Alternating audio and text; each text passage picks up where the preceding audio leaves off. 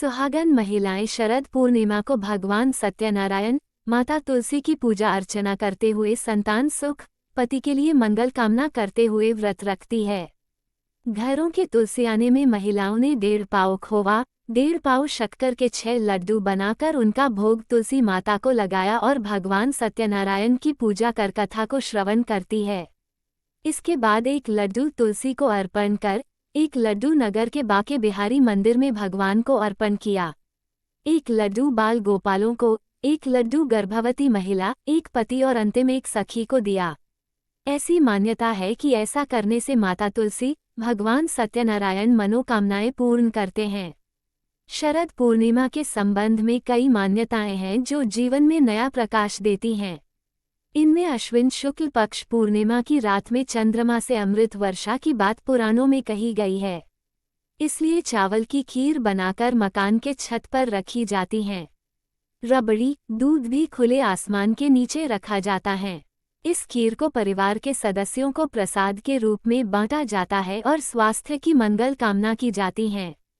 और मंदिरों में भजन कीर्तन का कार्यक्रम आयोजित किया जाता है। श्रद्धालु हर्ष उल्लास के साथ हिस्सा लेते हैं। इन लोगों को बांटे जाते हैं लड्डू।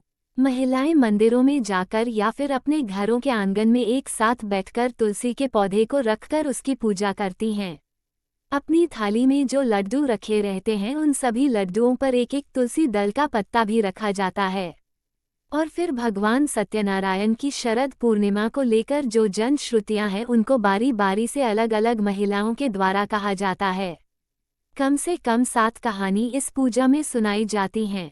इसके बाद आरती कर पूजा संपन्न करते हैं और ये जो 6 लड्डू बनाए जाते हैं उनमें 1 बाल गोपाल को, 1 गर्भवती महिला को, 1 सखी को, 1 पति को, 1 तुलसी मैया को, 1 लड्डू व्रत करने वाली महिलाएं खुद लेती हैं, उसे प्रसाद के रूप में आपस में सभी को वितरण करती हैं। सखी, पति, गर्भवती को देने का महत्व।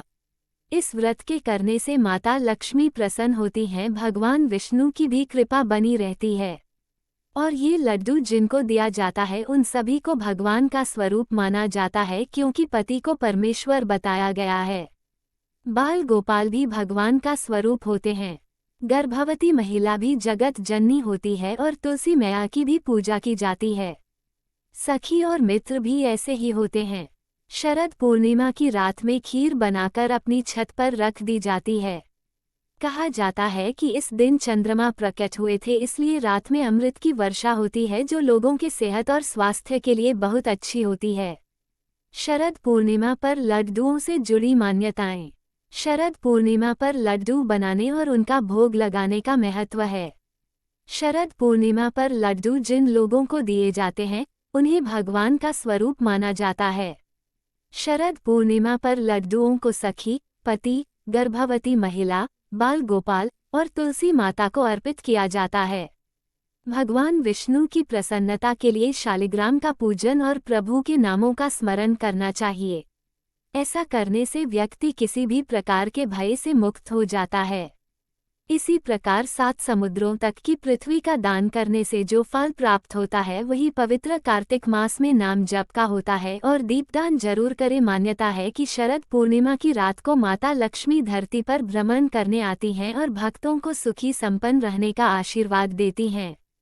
धन प्राप्ति के लिए माँ लक्ष्मी को प्रसन्न करने के लिए ये दिन बहुत खास होता है। इसलिए सुहागन महिलाओं को पूरी श्रद्धा के साथ शरद पूर्णिमा का व्रत व लड्डुओं का पूजन करना चाहिए।